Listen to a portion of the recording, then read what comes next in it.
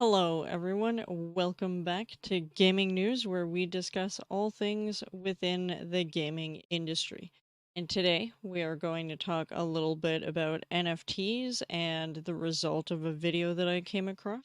We are going to talk a little bit more about Activision Blizzard and their continued shenanigans. We are going to talk about Twitch and some of the things that have happened recently. And finally, we are going to cover a little bit about CD Projekt Red. So, with that in mind, let's get started. So, the first thing that I would like to cover, of course, is the situation with NFTs. Now, I originally stumbled across a video by Yang Ye talking about an NFT company trying to do something that is completely wrong. And if you want to know what that video is, you can see it right on the screen. I will link this video down below, but it covers a number of different points that I wanted to bring up to all of you. So first, I am going to talk a little bit about most of the details from that video you can glean from this particular article. So this is the only one that I have highlighted and opened, but there are other articles that you can go and look at. Most of them have the same information and details, but if you dig a little bit deeper or if you watch Yang Yi's video, it will make a lot more sense. But a crypto company turns games it doesn't own into NFTs and then quickly deletes them. So what the hell is this all about? They assume that they can use abandonware to sell these games on the crypto and NFT market. So, as recently as last week, the Retro Arcade Collection was dubbed a set of NFTs meant for preserving abandonware games on the blockchain. In practice, that meant playable demos for games like Blizzard's Blackthorn and Remedy's Death Rally had been embedded into NFTs without any authorization by those games' right holders. A week later, following inquiries from Waypoint, the NFTs were removed after some NFTs got reported. That's right. The problem with NFTs is not the problem behind blockchain technology perhaps changing the way we look at things. The problem is that people are taking things that are not theirs and they are trying to make a profit off of them. And this is why there is such a big deal made out of NFTs and out of situations like this where they're taking abandonware games and then trying to preserve those games by selling them as NFTs. Now, originally, those games, if you click on it, it would take you to the game to be played. Well, obviously, if you claim that NFT, the one that played Blackthorn, for example, it no longer plays it. They had to change it for some other game. So even though you have purchased the NFT, you don't actually have what you paid for. It's kind of ridiculous. And let's look at this what right here. Meta Gravity Studio was the one to go forward and publish these NFTs. And unfortunately, that is a big problem for obvious reasons. So it wasn't clear if Metagravity had the rights to publish and sell these NFTs, but it wouldn't be outlandish to think that the reason why they are no longer available is because they didn't have the rights. I mean, it would only make sense, wouldn't you agree? But as the article continues to state here, video game preservation has and remains a complicated topic because the industry itself is largely interested in reselling new versions of old games to players rather than enshrining its own history. So you look at a game like Skyrim, for example, it is launched on every single goddamn platform you can think of. And every time there is a new generation of console or device of some description that it has the capabilities of running Skyrim, you better believe it's going to be put on that system.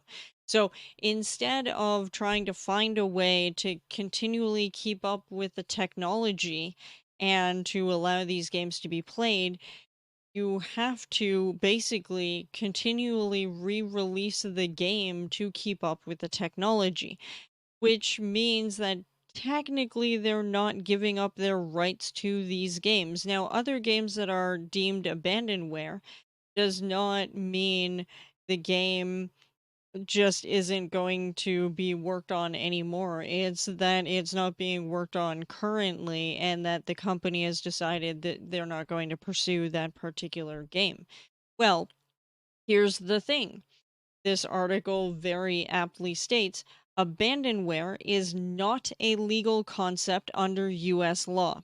I'm pretty sure it's also not under Canadian law.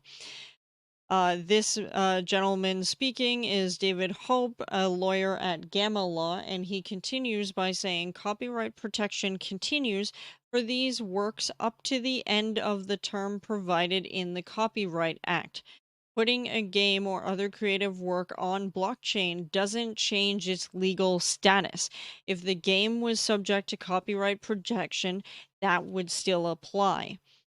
Now, this is also important because, at least in Canada, if you have copyright on something, it lasts for several years. Like, it lasts for a very long time.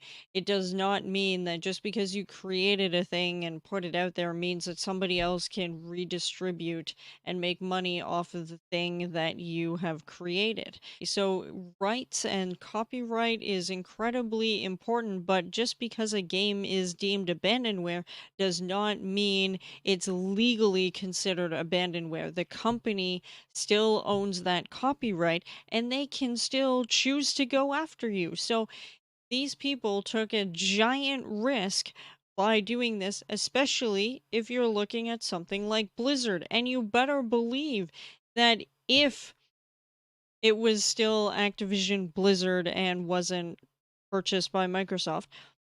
If it was Activision Blizzard, they'd have shut that down immediately. Think of all of the times that people did a Classic WoW private servers well before Classic WoW was actually released. Those servers got shut down for good reason because Blizzard was obviously realizing that they could capitalize on it, and they produced a Classic WoW, and that's where we are today. If you look at Microsoft, they're even a larger company as well, which means that they could also sue you into the ground for pulling such a stunt like this. And you can't sit there and say, oh, well, you didn't know that publishing these games as NFTs was not going to go well for you. So I have questions about the sanity of some of these particular people who decided to sell these NFTs, because clearly they did not take a look at the law. And the interesting part about this is I'm going to assume that the United States works the same way as Canada, but just because you don't know the law doesn't mean you're not able to be prosecuted under the law. Ignorance of the law is not a thing. You cannot use that as a defense. But anyways, going back to the article, making Death Rally free does not mean giving up the copyright. Remedy can still make a new Death Rally game if it wants to, or if they choose, start charging for the game again. And this is what I'm saying. This is obviously a person who works in law and who knows what the provisions of copyright are. And this is also why you have questions as to video games, music, art, written material, basically anything that you produce has its own copyright, at least when it comes to Canada and the United States. I do not know about other countries. I cannot speak to those, and I'm not even going to guarantee that that is the case, but more often than not, at least with what I know, copyright is given to you immediately.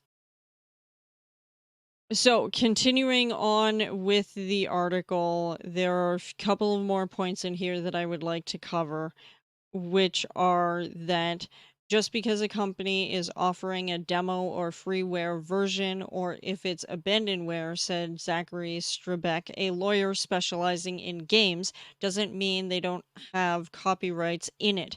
Copyright gives the owner exclusive rights to control duplication, derivative works, and most other uses of the copyrighted work, and lasts for over 100 years in most cases. So even in US law, this says in most cases, because there are probably instances where that changes. So just consider that. However, going further, Cooperman told Waypoint a DMCA was filed over the listing, prompting the NFT's removal. Around this time, Metagravity announced this phase of its NFT experiment was over. Which brings up a whole other set of questions. If this was an experiment, first of all, you clearly didn't do any research. And second of all, like, what have you really done except maybe prove that people would play these games? So if they were looking to maybe copy a video game, I mean, if you just look at this graphic, you can see how incredibly similar the graphics are of Warcraft sprites from the original Warcraft game to the stylized sprites for their game that they're releasing called Edge of Chaos. You can see the mock-ups in this tweet a little bit about how similar this looks to this in basically every way. And honestly, it feels like an asset flip. And this is kind of why I am not big on games that are 100% dependent on taking assets that already exist out there. But that's my own personal thought. And finally, in the image, Metagravity shows sprites from the original Warcraft before showing how a proposed spin off from its in development NFT MMO would be stylized after Blizzard's revolutionary strategy game. Because if you remember, Warcraft actually pioneered a lot when it comes to the MMO market. There was a point in time in which the original World of Warcraft actually set the standard for MMO games. And not many MMOs have survived to tell the tale. They just cannot stand up to World of Warcraft even today, even with the Fisher Price gameplay and spoon fed basically everything that there is in that game on top of everything else. And that's not to discredit the people that worked on the game. I played World of Warcraft for a very long time. But the fact that you're just going to copy their assets, make it look slightly shinier, not really change or innovate anything else, and then go ahead and try to publish it as your own NFT MMO. It just feels scummy as hell, and I don't like it, and we need to get away from this. NFTs is the revolution. Yeah, not until you have legal principles put in force to allow the safety of people whose works are copyrighted. And until we find that bridge, you're not going to be able to be that successful with NFTs. I don't care how attractive or unattractive they happen to be. You have to make sure that you're not violating people's rights because you're stealing their artwork and reselling it on OpenSea.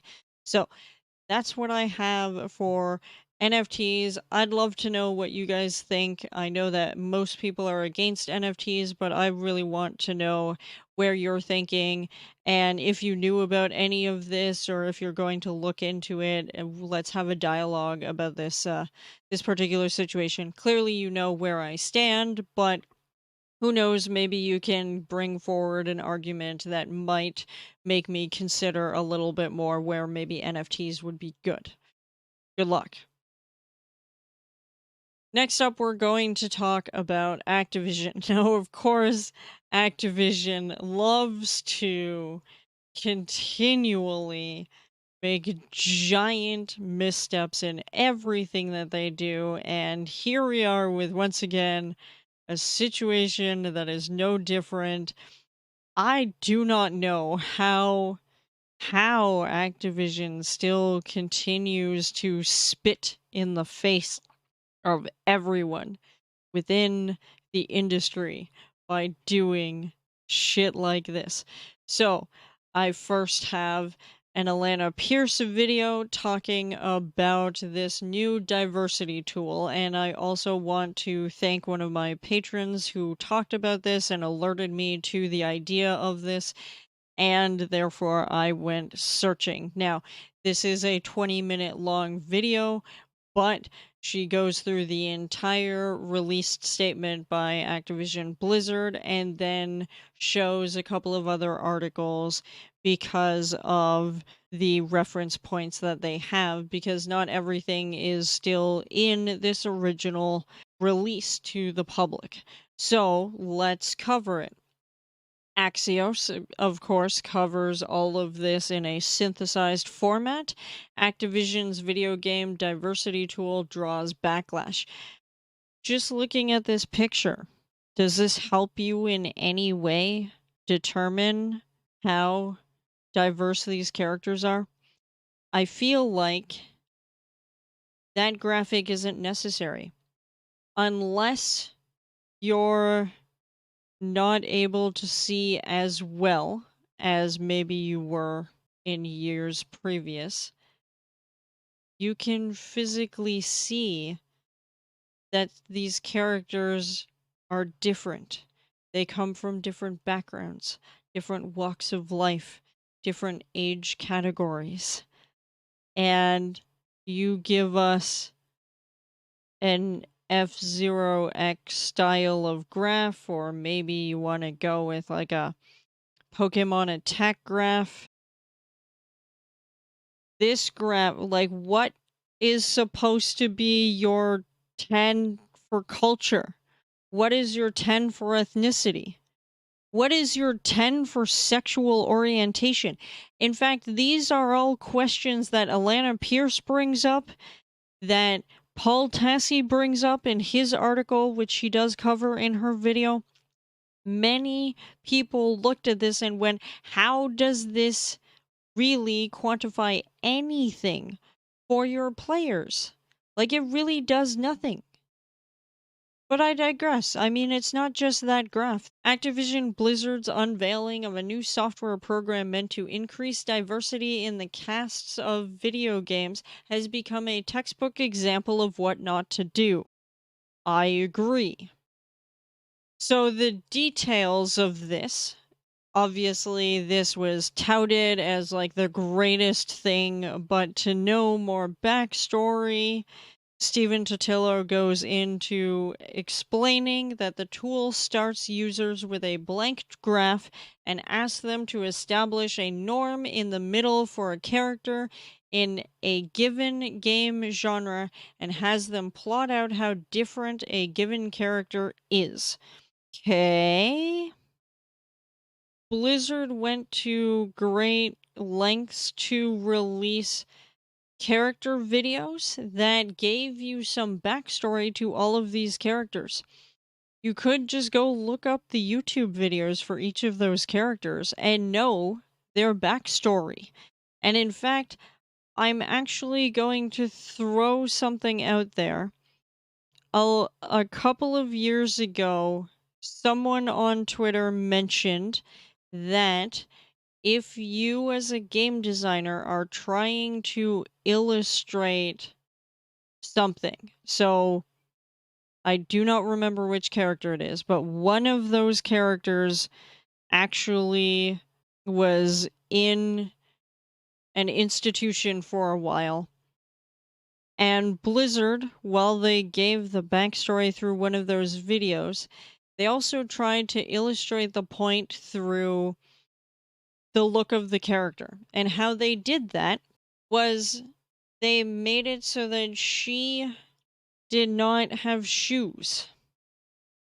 And the reality of the situation, the point that the Twitter user was making was that not everybody knows that if you are in an institution that you are also not allowed to wear shoes, because if for some reason you're in an institution, you're crazy enough that you're wanting to constantly do harm to other people, you can strangle people with shoelaces. And so they make sure that you don't have shoes when you're locked up, when you're in this institution. Now, of course, it depends on the situation, but you don't want to be giving people access to weapons. And in my eyes, this was a little bit of a failing, if you will, because again, if your players aren't aware that people who are institutionalized are not allowed to wear shoes, you might not get the connection. You might just be like, oh, okay, so she just walks around in bare feet. So what? There wouldn't be backstory. And I felt like the videos for each of those characters giving the backstory is more useful than a graph to tell you that this particular character is Arab versus this character who is Australian versus this other character who comes from the Arctic, maybe. I don't know. I'm just saying that, like, this graph is not super useful, and you starting off with a blank graph to choose, like, what characters would more likely be the ones that you would play based on their diversity rating just seems really weird, especially considering that you're playing Overwatch, which is a competitive game, and you want to bring forward the best character to compete against the other team. I don't feel like that really changes the fundamentals of the game because of the style of game that Overwatch is. Now, maybe in other games, you could certainly go, hey, I want to be this kind of character because that's the character that you're playing for the duration. Go for it. Absolutely. But again, Overwatch is not designed to be that kind of a game. So what they do is they release characters that span across the spectrum. Do you need to know these details about these characters? Considering that it's not an RPG where choices and interactions with people would matter? I'm curious where you guys stand on that particular point. But anyways, Activision framed it as a method for avoiding tokenism, stereotypes, and exclusion, and described enthusiastic reactions from its Call of Duty and Overwatch development teams. Again, same question. Call of Duty is not exactly a game in which I would worry about the background of the character. It's a shooter. It's competitive. Overwatch is a shooter. It's competitive. I don't understand why this would be necessary. It's great to play a character that is different, absolutely, but I don't understand the point of this graph in going, I want to play this kind of character. Again, you can see it in the list at the beginning of which operative you're using. I'm sorry, that's a siege term, but you get the idea here. Anyways, two Overwatch designers tweeted that they hadn't used or seen the tool before, and the references in Activision's announcement to the teams praising the tool were removed. I wonder why, because people caught you once again in a nice handy dandy lie, and we know how much people love the lying Activision Blizzard. Melissa Kelly added in her statements that, you know what drives our diversity? The devs. We have people who work on the game from these cultures. That's it. That's literally it. Again, I agree here because in order to properly represent people, you need to have people from those groups speaking about what is appropriate and not appropriate. And again, these are games that it doesn't necessarily change anything. Now, if you look at something like Life is Strange, while people question the game because of the choices not maybe mattering as much as you hope in a game like that because of how it's sort of purported to you, there is diversity among the characters, all kinds of diversity. And how you interact with people will very much show. If you walk up to Victoria at the beginning, she is a prissy bitch. She is the stereotypical rich kid who doesn't give a crap about people who don't make nearly as much money or given handouts or whatever. There are stereotypes still within the gaming space and within characters that you can develop. But there are so many other really awesome characters in that series. And in fact, games like Tell Me Why actually consulted with GLAAD, and they're an association that makes sure that there is diversity and inclusion in these video games, especially if they are consulted with. So, I don't understand what the hell is the point, and if none of your people used it, but the devs being diverse themselves will bring that to the table. You don't need this stupid graph. And again, I can't talk about the rest of it because I don't know what the rest of it looks like except for one sheet, which I did like. Now, there's a couple of other things I want to address here. The first being that the project had started several years ago at a Swedish mobile studio, King, by developers who were inspired by a presentation from Anita Sarkeesian. In preparing for this gaming news video, I really had to debate whether or not I was going to talk about this point, and I think I've decided that I am going to say a couple of things about this. One, I'm going to acknowledge my bias here and say I personally am not a fan of Anita Sarkeesian. Not her message, not the point of what she is trying to do in the gaming industry, but how she does it is what I take exception to. I agree that there should be more diversity throughout video gaming, and I agree that there are a number of different things that have to be worked on in order for that to be important. Unfortunately, I know that Anita Sarkeesian relatively recently did a panel talking about how we won, that we have been more successful in establishing diversity and inclusive voices in the gaming industry, which I wouldn't say that you've won here, because obviously, if Activision is still facing lawsuits because of sexual harassment, Ubisoft is still facing sexual harassment, Riot still facing sexual harassment, and the very next news piece that I cover in this also covers more of that same idea, where it's very much showing, even across Twitch, that there are still going to be racist individuals. That people still blame video games for these ideas, but that's really not the case here. And my point is that while the gaming industry is certainly improving, it is certainly not a winning situation. And the fact that King decided to put together this tool because of something, some presentation that Anita Sarkeesian did, I'm like, I'm all for Blizzard being more inclusive and better with their characters and their ideas, but I don't believe that this was really the way to go, that there could have been better things to do, like fulfilling your complement of people that need to be part of various backgrounds and races and orientations and not treat them like shit.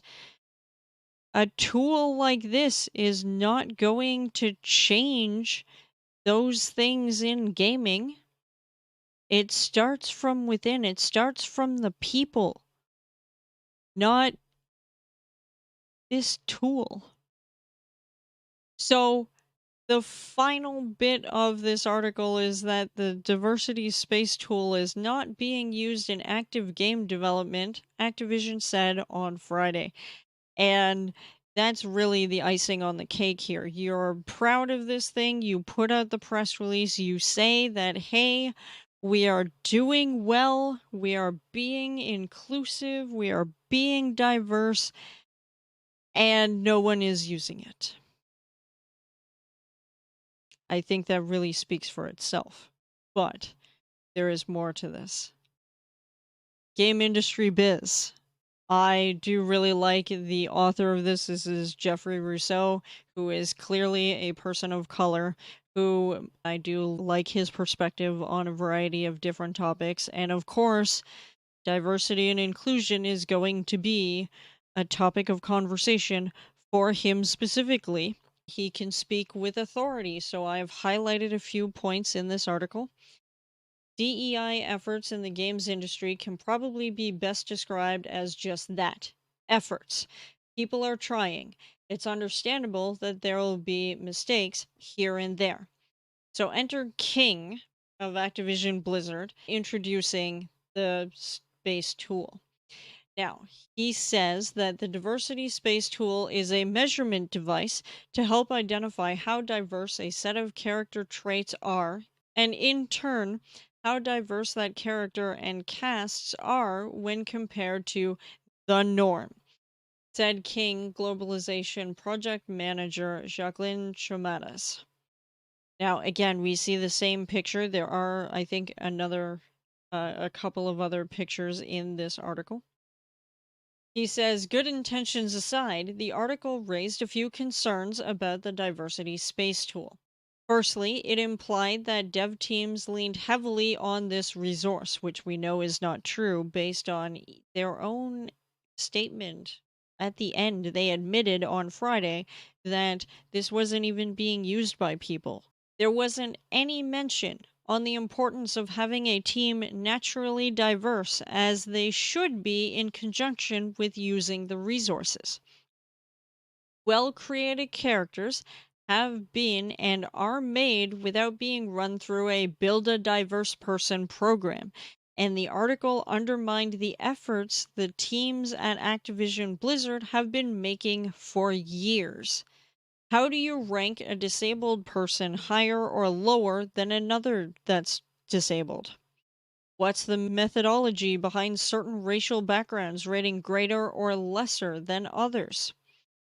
One of the criticisms that people from overlooked communities make when it comes to DEI is that companies only see them as numbers and targets, and King's tool quite literally assigned numerical values to characteristics such as ethnicity, body type, and gender identity. As a Black person, I am unfortunately used to being spoken about as if someone is checking off boxes from a list. Quantifying and or ranking diversity instead of valuing diversity for diversity's sake is actually tokenization. However, I couldn't help but raise both my eyebrows as I saw a marginalized character's beauty, socioeconomic background, and cognitive abilities quantified. And I agree. How do you rate a person's intelligence or background or beauty on some scale through this tool? It really does make it look like it came from Pokemon, as he stated here. You see, Activision Blizzard didn't provide DEI reports about its staff until 2021, the same year in which it was repeatedly in the news and court for not being a bastion of diversity, equality, and inclusion. Exactly. Where does Blizzard get off by publishing this tool saying that, hey, look at us, we are diverse now, we are fulfilling the numbers, only after they've been taken to court a bunch of times, only after people have been complaining about it and railing against it for so long, saying that you need to have people on staff who come from different backgrounds. Now, there is another screenshot here of the tool. And this is the only part of the tool that I actually find is useful, because it says what culture they're part of. Forget the rating. Their culture, the race, the age. I'm not sure what the cognitive ability is supposed to be. Any physical attributes like only having one eye, body type, facial features, so if you look older or younger, gender identity, sexual orientation, socioeconomic background. Having this listed gives you more of an understanding of who these characters are and where they're coming from. Not the number, not the graph. This is the important part of that tool. If I want to be represented in video game by playing an older character, I will tell you that one of the main reasons that I wanted to play Rogue Company was because in one of those original trailers, there was an older woman who just came in and kicked ass. And I'm like, I want to play her. She is amazing. In fact, there were so many people that saw that trailer and said the same thing, like, we want a kick-ass grandma. We will play that shit. Give me that. That would be amazing. Another point of concern for the original article was that it was published at all. As someone who's worked at a large company for years, I can say nothing gets posted without enough eyeballs to see it and say okay, which is another thing. They posted that without checking with other people who would say, this is going to come off as really offensive. You know that, right? Alternatively, they could have said, this is going to come off as offensive, and the bigger higher ups could have said, we don't give a shit. But I digress. The company only recently added a third woman to its board of directors after failing to comply with California law. It had years to meet these requirements, but blamed its failure on being bought by Microsoft, a process which only started a couple of weeks before the law took effect. That didn't help them at all. They're just using whatever excuse they can throw, hoping that it will stick to the wall. And this is what was given. And man, am I upset about this. This is not how you go about this. They massively fucked up once again. And Microsoft is going to have to deal with all of this stuff. So I am very curious. But the hits keep coming for Activision Blizzard this week, as they are facing a potential class action lawsuit over Hearthstone card packs. My god, can you please stop jumping into the goddamn lava? According to court documents, Nathan Harris from Arizona and his lawyers filed a proposed class action lawsuit in California court in early May on behalf of his child, suggesting that Hearthstone's card pack system deceives players, particularly minors, into making a non-refundable purchase. In the complaint, Harris's lawyer says the minor spent more than $300 playing Hearthstone from 2019 to 2021, using her father's linked credit and debit cards without permission. Card packs in Hearthstone function a lot like loot boxes, which have been repeatedly litigated in court and by the US FTC. Hearthstone players are able to play the game for free, but have the option of buying card packs to obtain new cards, hopefully powerful or rare cards.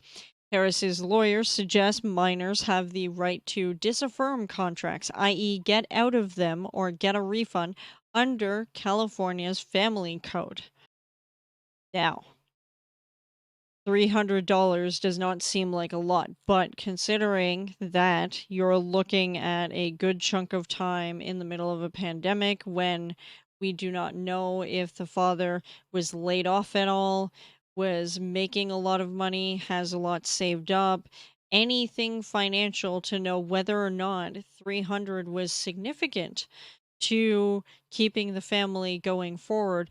But regardless, the fact that the child made these purchases without permission, according to him, because all I have is what is stated in here, that's not a good thing. You should always protect your debit and credit cards, and you must also make sure that you log out of all of your accounts and put on safety restrictions when you have kids that are playing games online, especially if they have some kind of payment purchase. Not everybody is an adult and is aware of not blowing all of their money and screwing everything up. That could have been a far worse situation. I have seen articles where children have gone ahead and used their parents' credit or debit cards to purchase thousands of dollars worth of items and potentially put their parents in a state where they might have to consider bankruptcy or couldn't pay their bills and putting them into arrears and overdraft. So this is kind of a big deal. You need to protect your money. You need to stop spending things willy-nilly or not caring about what is going on. Track your purchases, please. But anyways, Blizzard responded to the complaint on Tuesday with a filing of its own, seeking to move the case from the California State Superior Court in Orange County to the United States District Court in California's Central District, which it says has jurisdiction. To argue that case, Blizzard's lawyers revealed that Hearthstone has made more than $1 billion in revenue since it launched in 2014. Like that makes a difference how much money you make, if anything. You should just, like, if it's really that big of a deal, just pay it out. It's $300. It's like a penny to you. I get it. You don't want to kick open the door for everybody to sue you saying, oh, my kids, did this, because they would have to prove it. But I honestly feel like if there is evidence to show that this did financial harm, that one, you put certain restrictions on the parents and say, you have to be mindful because we are not going to accept you coming into court again for the same thing, but we will pay you out. I mean, I just, I don't know if this is a cash grab or if they legitimately didn't know if this really caused harm or not, but why? Stop this. Microtransactions are brutal, and loot boxes have been a point of contention for a very long time, and the card packs having a purchase component, like real money component, instead of like in-game credits or something that you could maybe go with, this is kind of scummy. And we need to find a way to stop people from potentially financially ruining themselves because their kids get a hold of their information. What are you doing, Blizzard? But that's just my take. I'd love to know your thoughts on either of the topics, whether that be the diversity tool or whether that be the loot box ish type of situation with these card packs. Let me know what you're thinking. I would like to thank all of you for listening to this particular video of gaming news where we discuss all things in the gaming industry, and there is still more information to come in part two, so stick around for that. If you're not following me on social media, please take a look all over the place. I have Twitter, Twitch, Discord, all of that great stuff, and of course on Patreon. Let me know and I will see you in the next video. You have a great day.